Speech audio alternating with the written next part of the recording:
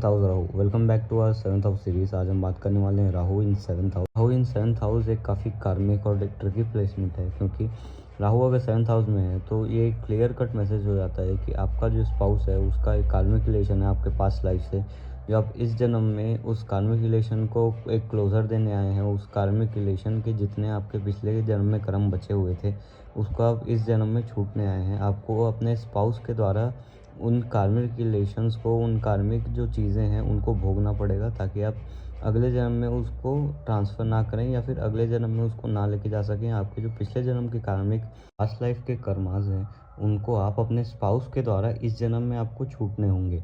And Rahu seventh house में अगर आप देखें कि अगर राहु सेवन्थ के साथ साथ मान के चलिए राहु सेवन्थ के साथ साथ आपके D9 चार्ट में आपका फोर्थ हाउस भी अगर एफ्लिक्टेड हो गया, यहाँ अगर सैटर्न आके बैठ गया, तो आपको मैरिज लाइफ में आपके स्पाउस से भी बहुत सारी कॉन्फ्लिक्ट्स होंगे। आपके स्पाउस से भी काफ़ी सारे, अगर आप देखें तो कार्मिक रिलेशन जैसी चीज़ें, कार्मिक सिचुएशंस आपकी ज़िंदगी में बहुत आएंगी। और आपका जो फोर्थ हाउस है D9 का, यानी कि शादी के बाद का जो माहौल है घर का, वो हम फोर्थ हाउस से देखते हैं। तो अगर फोर्थ हाउस में सैटर्न जैसा अगर एक प्लैनेट आके बैठ जाए, अगर हम एग्जांपल ये सैटर्न को ले लें, तो वहाँ पर अगर आप देखेंगे तो सैटर्न काफ़ी सारे कार्मिक रिलेशंस वहाँ क्रिएट करेगा। आपको सारी की सारी रिस्पॉन्सिबिलिटीज़, क्योंकि वहाँ सैटर्न है फोर्थ हाउस में, आपके स्पाउस की पूरी घर की रिस्पॉन्सिबिलिटीज़, चाहे आप वो रिस्पॉन्सिबिलिटीज़ आपको अच्छी लगें या ना लगें, आपको रिस्पॉन्सिबिलिटीज़ उठानी पड़ेंगी। हो सकता है आपके जो स्पाउस है उनके जो बड़े भैया हैं उनके बच्चों के भी आपको रिस्पॉन्सिबिलिटी आपको आप ही को उठानी पड़े, क्योंकि सैटर्न एक रिस्पॉन्सिबिलिटी का प्लैनेट है। और अगर वो आपके फोर्थ हाउस में बैठ गया है, स्पेशली D9 में, तो आप ये देखेंगे कि आपकी सारी जो रिस्पॉन्सिबिलिटी है वो पूरे घर की रिस्पॉन्सिबिलिटी, चाहे वो आपके स्पाउस की घर की हो या फिर अगर आप एक जॉइंट फैमिली में रह रहे हैं, तो अगर जॉइंट फैमिली में 7 या 10 लोग हैं तो सातों लोग या 10 लोगों की रिस्पॉन्सिबिलिटी आपके ऊपर आ जाएगी। उनके खाने से लेके, उनके कपड़े से लेके, उनकी सारी चीज़ों का ध्यान आप ही को रखना पड़ेगा, क्योंकि वहाँ पर सैटर्न जैसा प्लैनेट है। And Rahu in seventh house में मैंने देखा है कि राहु आपको मैरिज के बाद काफ़ी पीड़ित भी रखता है, अगर उसको काफ़ी और मेलेफिक प्लैनेट्स का अगर साथ मिल जाए। जैसे कि हमने एग्जांपल के लिए सैटर्न ली, सारे कॉम्प्लिकेशंस सेवन्थ हाउस राहु में देखने को मिल सकते हैं। आप देखेंगे सेवन्थ हाउस राहु वालों को उनके स्पाउस से तो कॉम्प्लिकेशन आ ही रहे हैं, साथ ही साथ उनके ससुराल से भी कॉम्प्लिकेशंस आ रहे हैं। और यही अगर आप देखें कि आपके लगन कुंडली में राहु अगर थर्ड हाउस में हो जाए, तो आपको स्पाउस के फैमिली से, यानी आपके ससुराल से कॉम्प्लिकेशंस आएंगे, पर उतने नहीं आएंगे। फॉर एग्जांपल, अगर हम इसको और अच्छे से इलेबोरेट करने की कोशिश करें, अगर आपको राहु सेवन्थ में मिला है तो आपको स्पाउस से तो चैलेंजेस आएंगे, पर आपके ससुराल से आपको डायरेक्टली आपके स्पाउस के फैमिली से चैलेंजेस ना आए, पर आपको ऐसे चैलेंजेस आ सकते हैं लाइक प्रॉपर्टी डिस्प्यूट, या फिर आपके बच्चों को प्रॉपर्टी नहीं मिलना, जो प्रॉपर्टी है कोई और ले गया, या फिर उनके बड़े भाई ले गए, आपके स्पाउस के बड़े भाई आपके प्रॉपर्टी डिस्प्यूट में पड़ गए, या फिर वो बीच में आ गए, या फिर कोई भी तरह की इनडायरेक्ट जो प्रॉब्लम रिलेटेड आपके ससुराल की तरफ से आते हैं राहु सेवन्थ हाउस में। पर जैसा कि मैंने कहा, अगर D1 में चीज़ें अच्छी हो जाती हैं तो वो सारे इफ़ेक्ट्स यहाँ पर कम हो जाते हैं। पर राहु सेवन्थ हाउस में आप ये भी देखेंगे कि राहु सेवन्थ हाउस में है, केतु फर्स्ट हाउस में है। आपको केतु फर्स्ट हाउस में एक तो इंट्यूशन आपको बहुत स्ट्रॉन्ग देता है, पर ये है केतु फर्स्ट हाउस में आपको इंट्यूशन बहुत स्ट्रॉन्ग है, पर बात ये है कि आप इस जन्म में ओवरऑल, क्योंकि असेंडेंट क्या है, हमारी अपीरियंस है, हमारा हेल्थ। केतु अगर फर्स्ट हाउस में है तो आप ये भी देखेंगे कि आपको ओवरऑल ही एक डिटैच लाइफ जीने के लिए आप मजबूर हो जाएंगे। क्यों? क्योंकि राहु भी सेवन्थ में है, वो आपको मैरिज से भी पीड़ित कर रहा है। केतु फर्स्ट में है, आपको हर चीज़ों से आपको डिटैचमेंट आपको प्रैक्टिस करनी पड़ रही है। अगर आप प्रैक्टिस नहीं कर रहे हैं डिटैचमेंट, तो राहु केतु आपको अपने आप ही ऐसे सिचुएशंस, ऐसे रिजल्ट देने लग जाएंगे कि आपको ओवरऑल ही एक डिटैच लाइफ जीनी पड़ेगी, चाहे फिर वो अपने बच्चों से हो, अपने स्पाउस से हो। 8th हाउस में भी आ जाए तो कहते हैं आपको ससुराल से काफ़ी चैलेंजेस आएंगे। तो अगर आपको अपने बच्चों से भी प्रॉब्लम है, आपको अपने ससुराल से भी प्रॉब्लम है, अगर आपको अपने स्पाउस से भी प्रॉब्लम है, आप देखेंगे आप एक पूरी डिटैच लाइफ जीने के लिए मजबूर हो चुके हैं। ये एक केतु फर्स्ट हाउस का एक बहुत अलग सा रिजल्ट जो है वो आपको मिलता है।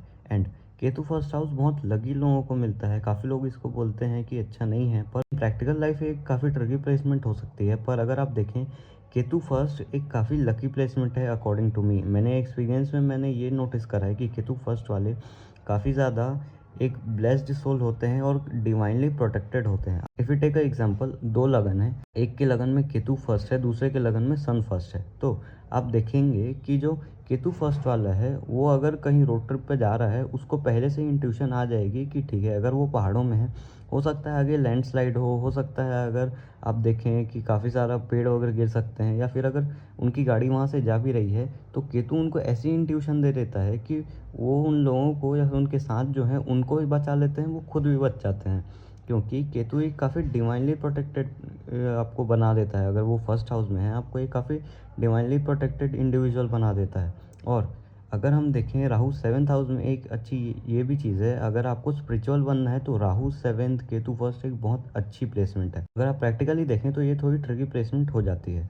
ऑल दो यहाँ पर D9 का भी एक काफ़ी बड़ा रोल है, D9 के फोर्थ हाउस का काफ़ी बड़ा रोल है। जैसे मैंने कहा, आपके शादी के बाद के घर का माहौल को हम D9 के फोर्थ हाउस से देखते हैं। सो अगर वो एफ्लिक्टेड है तो वहाँ पर चीज़ें और ज़्यादा कॉम्प्लिकेटेड हो जाती हैं।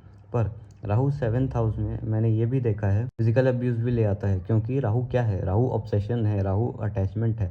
राहु उस चीज़ से अटैचमेंट है जिससे आप सबसे ज़्यादा ऑब्सेस्ड हैं, और राहु उस चीज़ से अटैचमेंट है जिससे आप सबसे ज़्यादा अटैच्ड हैं, और सबसे ज़्यादा असंतुष्ट भी उसी चीज़ से हैं। सो आप अपने स्पाउस से सबसे ज़्यादा अटैच्ड हैं, पर सबसे ज़्यादा असंतुष्ट भी उन्हीं चीज़ों से हैं।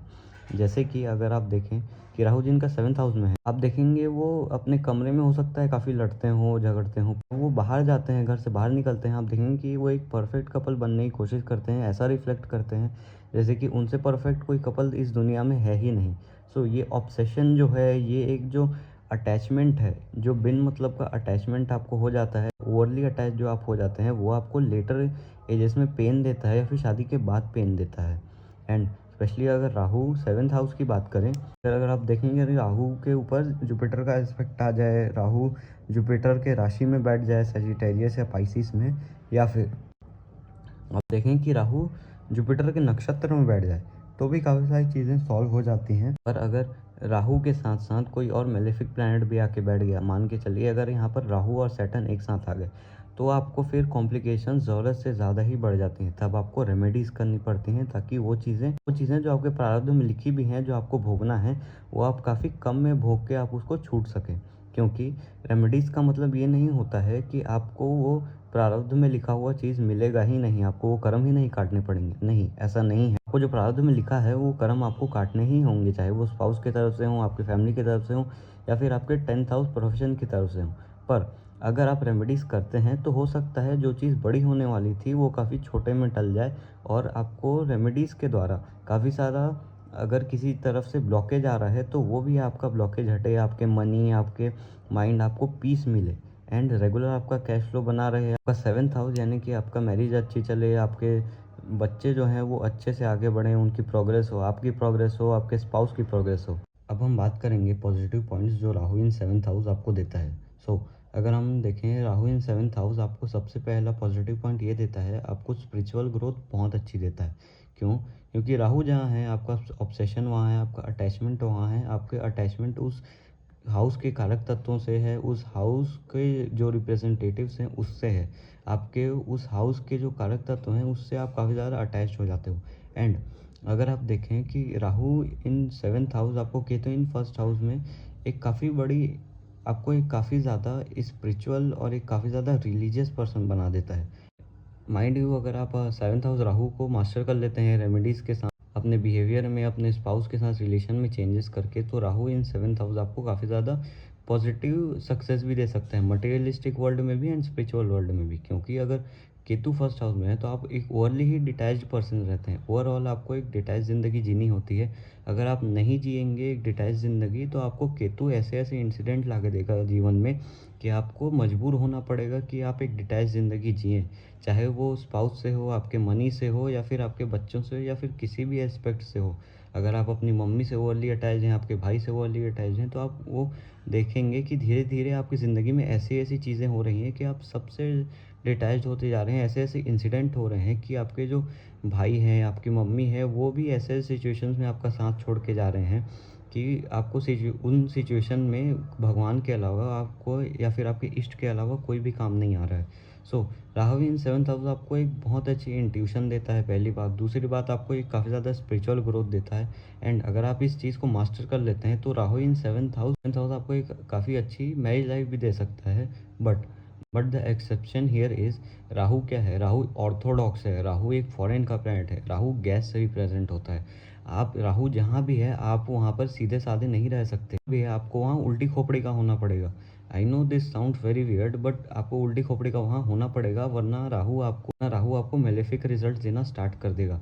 जब तक आप अपने मैरिज में, आपके रिलेशंस में, आपके बिजनेस रिलेशंस में अगर आप उल्टी खोपड़ी का होना स्टार्ट नहीं करेंगे, आप ऑर्थोडॉक्स नहीं होना अनऑर्थोडॉक्स होना स्टार्ट नहीं करेंगे, आप ये स्टार्ट नहीं करेंगे कि आप एकदम अनकन्वेंशनल एनर्जी लगा रहे हैं अपने स्पाउस के साथ, अपने बिजनेस रिलेशंस के साथ, तब तक आप राहु 7th हाउस को बिना रेमेडीज़ के अच्छे से आप संभाल नहीं पाएंगे। पर once you master the Rahu, Rahu will give you everything and anything, क्योंकि कलयुग का राजा माना जाता है राहु को। दैट्स वाई एक पॉजिटिव और एक स्ट्रॉन्ग राहु होना आपके चार्ट में बहुत ज़्यादा ज़रूरी हो जाता है। आपका राहु कहाँ है मुझे ज़रूर बताइएगा, क्योंकि हो सकता है मैं आपकी कुछ मदद कर पाऊँ कमेंट्स में, या फिर आप मुझे डीएम कर सकते हैं, मैं उस तरह से आपकी मदद कर पाऊँ। सो इसीलिए ऐसे कि आपका राहु कहाँ है या फिर आपका जुपिटर कहाँ है, that's the reason behind that I से कि आपको अपनी प्लेसमेंट्स बताने चाहिए, आपको प्लेसमेंट्स कमेंट्स में डिस्कस करने चाहिए, ताकि हम और ज़्यादा स्पेसिफिक होकर हम वीडियोज़ को बना सकें और ज़्यादा स्पेसिफिक आपकी रेमेडीज़ को हम दे सकें। This is Rahu in 7th house. अगले वीडियो में हम डिस्कस करेंगे जुपिटर इन 7th हाउस।